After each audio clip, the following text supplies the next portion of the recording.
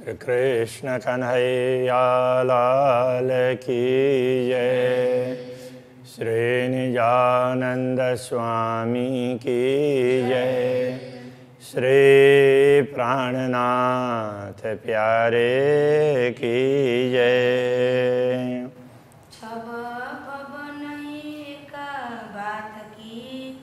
श्रवण काल मुस्काता लाला धुरा मुखा नासिका जानो गौर हरवती हसाता जानो गौर हरवती हसता।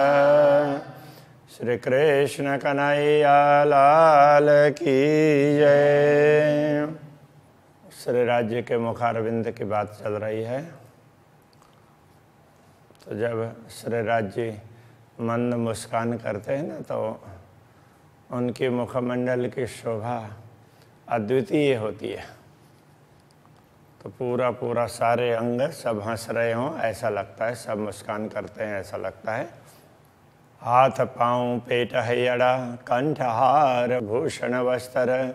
अब ये कहते हैं कि जब श्री राज्य ए सब अंग हक के मुस्कत और नाचता है मिलकर। जब श्री राज्य मंद मुस्कान करते हैं ना, तो उस समय उनके और अंगों में क्या क्या असर होता है वो बता रहे हैं। हाथ पाँव पेट वक्षस्थल और कंठहार। अच्छा, अब कंठ, फिर उसमें हार और दूसरे आभूषण वस्त्र आदि, ये सब अंग हक के मुस्कत। श्री राज्य के अंग और ये वस्त्र आभूषण, तो ये सब मुस्कान करते हैं और नाचते हैं, मिलकर नाचते हैं। तो यहाँ ये समझना पड़ेगा कि उनके अंग हैं, अंग सब मुस्कान करते हैं, और जो वस्त्र और आभूषण हैं तो वो नृत्य करते हैं।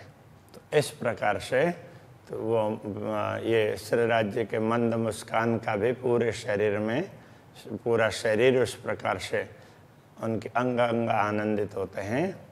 तो ब्रह्मात्मा वो देखती है तो उसको बड़ा आनंद आता है। तो वो कहना चाह रहे हैं, बल बल जाऊं मुखा के शोभा अति सुंदर। श्री राज्य के ऐसे दिव्य मुखमंडल की शोभा देखते हैं तो वो बड़ी सुंदर शोभा है। उसके प्रति श्री राज्य के मुख के प्रति, मुखमंडल के प्रति पूर्ण समर्पित होते हैं। ये छवि हृदय तो आवही जो रूह हुकुम जागे अंदर। ये छवि हृदय में तभी अंकित होगी जब आत्मा अंदर से जागृत होगी। श्री राज्य के आदेश से आत्मा अंदर से जागृत होगी तो ये अनुभव हो पाएगा उसको।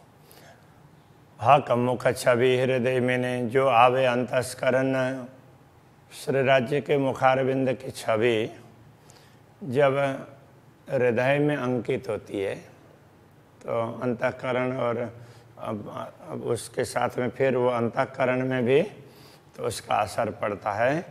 तो इतने में तो इसके साथ में क्या होगा, तीन भेली लज्जत लाड़ की आवे अरस के अंग वतन। तो जो परमधाम का अंग, परमधाम में परात्मा है, उसको जो अक्षरातीत के साथ में अक्षरातीत का लाड़ का लज्जत, मतलब उनके प्रेम का स्वाद उसको जो प्राप्त होता है, वो भी यहाँ इसको प्राप्त होने लग जाएगा। ये आत्मा अनुभव कर पाएगी, ऐसा कह रहे हैं। तो परमधाम का सुख वो इनको भी यहाँ इस दुनिया में भी इस प्रकार प्राप्त होगा। गौर मुख लाल अधुर, ये जो सलु की शोभित है। श्री राज्य का मुखारविंद, मुखमंडल गौर है, और अधर है वो लाल है। ये जो सलु की शोभित है, और इसकी सुंदरता इतनी सुंदर है, ये जुआ तो कह सके जो कोई होए निमुनाइत। तो ये जिह्वा उसको तभी बता सकती है जिसके लिए दुनिया में उसका कोई उदाहरण हो, दूसरा कोई उदाहरण ही नहीं है। इसलिए बहुत सुंदर है, बस इतना ही कहना पड़ता है, ये कहना चाह रहे हैं। दूसरा कुछ ज़्यादा बताने के लिए शब्द ही नहीं है। कहे जाए न गौर गलस्थल और अधुर लाल का, कहे जाए न गौर गलस्थल।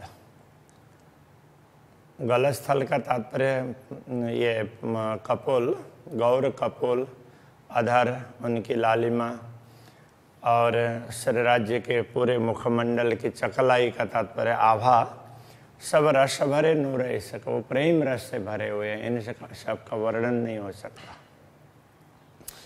लाल जुवा दंत अधुर हरवटी गौर हसत। जब हंसते हैं ना तो उस समय क्या है, लाल जुवा, जुहा लाल लाल वो भी थोड़ी दिखाई देती है। दंत है, दंतावली, अधुर हरवटी अधर, और हरवटी चिबुक, ये सभी हंसते हैं। सब एक साथ में जब मुस्कान, राज्य मुस्कान करते हैं तो उनके मुस्कान में सारे मुस्कुराते हो ऐसा लगता है। जब बातों न नज़रों देखिए, जब अंतर की दृष्टि से देखेंगे तब रुआ सुख पावत, तब आत्मा आनंद का अनुभव करती है। अंतर्दृष्टि से ये सब दिखेगा, आत्मा की दृष्टि से। अधुर हरवटी बीच में क्यों कहूँ लाख सलूका। अधर और चिबुक दोनों के बीच में यहाँ जो गहराई का भाग है, तो उसमें भी उसकी भी सुंदरता एक अलग से दिखाई देती है। ए अचरज मोहे होता है, दिल देख न हो तो भूख भूखा।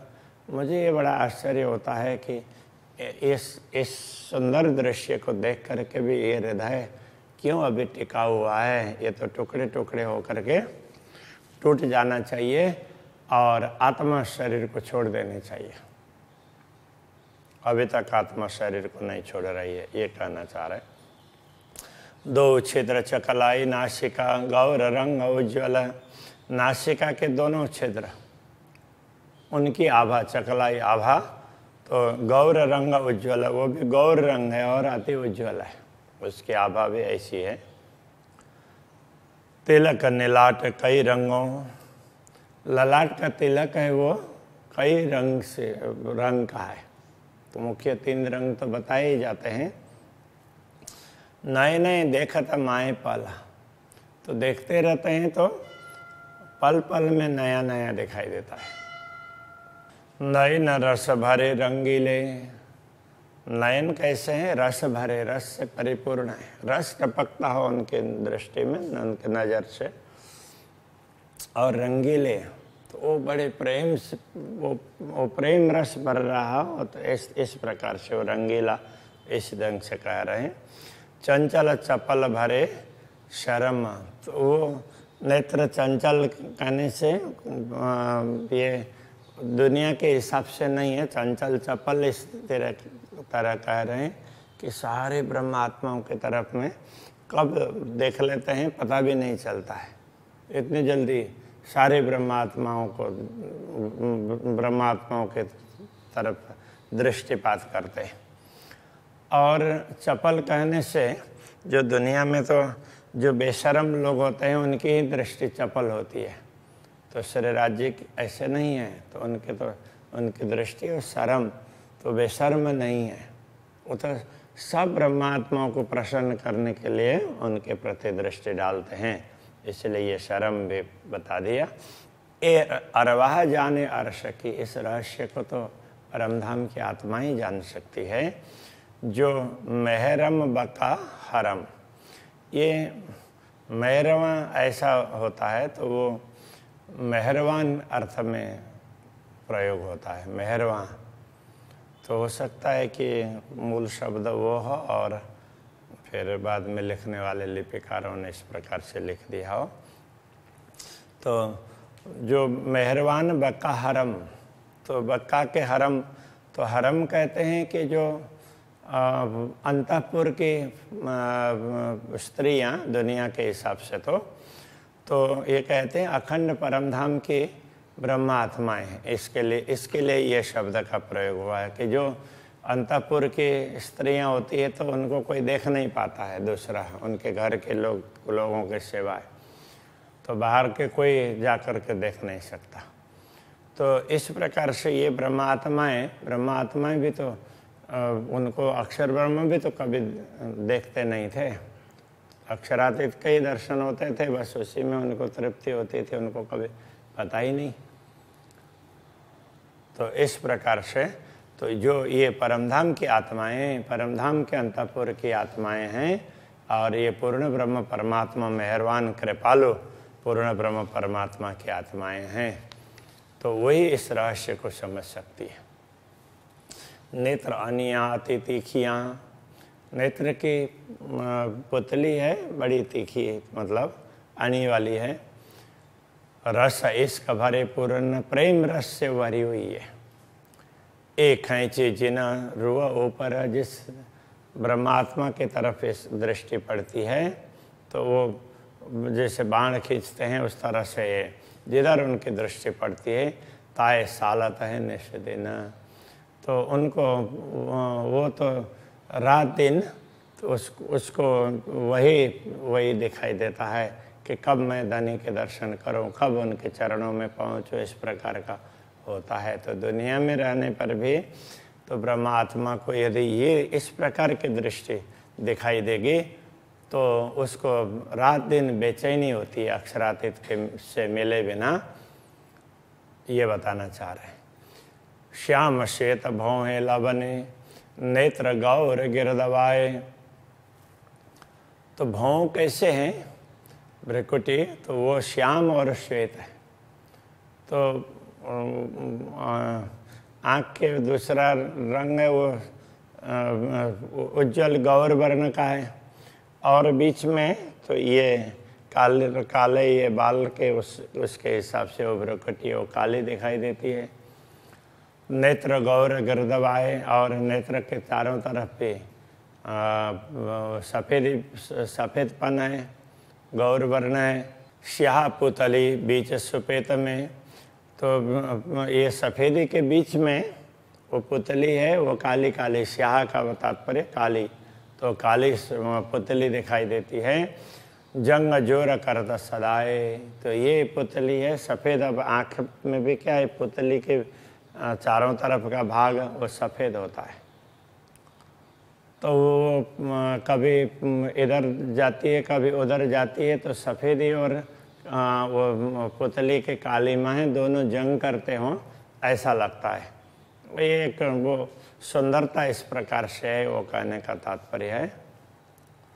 शोभा धरत दो श्रवणों मोती उज्ज्वल बीच लाल, दोनों श्रवण में मोतियों की शोभा है। वो कैसे हैं कि पूरी मोती की लड़ी है तो बीच में लाल मानिक है, तो सफ़ेदी के बीच में लाल है। ए मुखरुआ जब देखई बल बल जाऊँ तीन हाल, ऐसे मुखारविंद का दर्शन करती हो जब आत्मा, तो उस समय उसको कितना आनंद आएगा, तो उसके प्रति वो पूर्ण रूप से समर्पित होते हैं।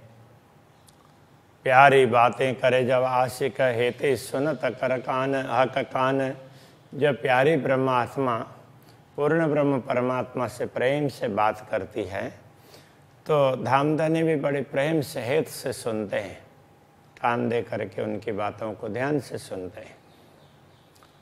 क्यों कहूँ सुखते न रूह के, जो प्यार कर सुने सुभान, तो जिनकी वचनों को धामधनी प्रेम से सुनते हों तो ऐसे ब्रह्मात्माओं को कितना सुख प्राप्त होगा, कितनी आनंदित होती होगी, उस सुख का कैसे वर्णन करूं।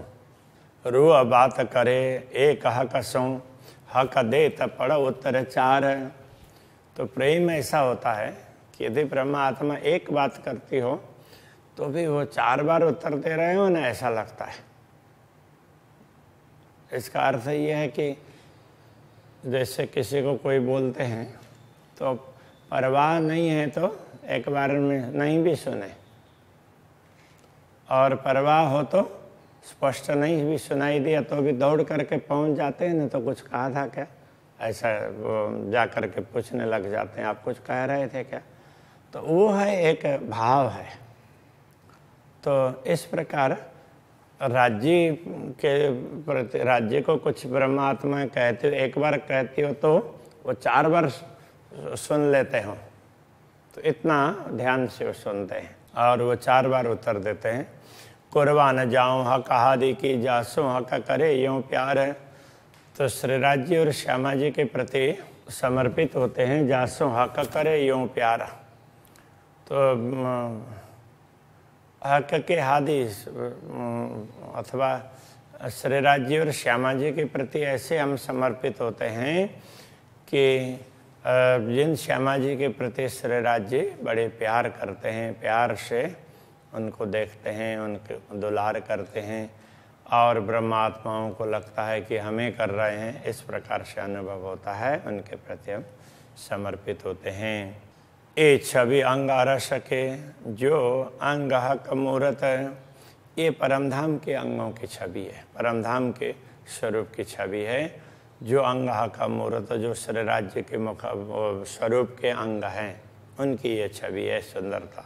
ये कहने में आवे क्यों कर जो कई अमृत सूरत, तो ये कहने में तो आती ही नहीं है, इसलिए इसको कह दिया कि ये तो अमृत स्वरूप है, किशोर स्वरूप है, ऐसे दिव्य स्वरूप है, इस प्रकार कह दिया। बस इतने में ही बात पूरी कर दी। डिटेल में तो वर्णन हुआ ही नहीं है, ये तो अक्षरातीत कहला रहे हैं, तो थोड़ी सी बात हो रही है। कांध केश पेच पगरी पीठ लीक रूप रंग। अब पूरे उसको पूरे शरीर का दर्शन करना हो तो कंधे से लेकर के तो ऊपर केश तक, और फिर पेच वाली पगड़ी है, ऐसे बड़ाक वाली पगड़ी है, पीठ लीक रूप रंग, और पीछे भी लीक है। लीक का तात्पर्य तो वो ऐसे रेखाएं, तो वो पृष्ठ भाग में भी पगड़ी की रेखाएं हैं और वो भी बड़ी रूपाली रेखाएं, बड़े सुंदर हैं। हाय हाय जीवरा ना उड़े कहता अरस रहवानी अंग। तो परमधाम के रहमान मतलब कृपालु पूर्ण ब्रह्म परमात्मा के अंग प्रत्यंगों का वर्णन करते हुए ये जीव शरीर को छोड़ नहीं रहा है, तो ये बड़े खेद की बात है। तो ये जीव चेतना शरीर को छोड़ देना चाहिए और उसको तो सीधा जा कर के वहीं पहुंच जाना चाहिए, ये कहना चाह रहे हैं। पाग शोभित सिर हक के, श्री राज्य के सिर पर सुंदर पाग है। बनी हक दिल चाहेल, तो श्री राज्य जैसे चाहते हैं उनकी इच्छा के अनुसार वो पाग बनाए। सो इन जुआ क्यों कह सके, इस जुआ से उसका वर्णन कैसे हो सकता है। जाके दृष्ट अंग इन खेल, तो जिसकी दृष्टि और अंग ये शरीर ये इस खेल का है, तो इस खेल की जिह्वा और उसकी दृष्टि से देखना और जिह्वा से वर्णन करना ये संभव नहीं है इस खेल के। श्री कृष्ण कन्हैया लाल की जय।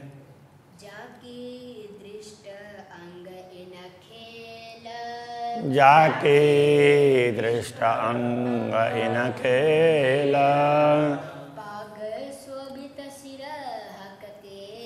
पाग शोभित सिर हक के,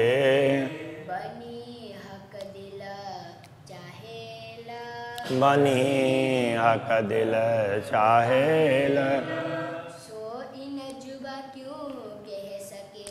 सो इन जुआ क्यों कह सके, जाके दृष्ट अंग इन खेल, जाके दृष्ट अंग इन खेल, जाके दृष्ट अंग इन खेल, जाके दृष्ट अंग इन खेल।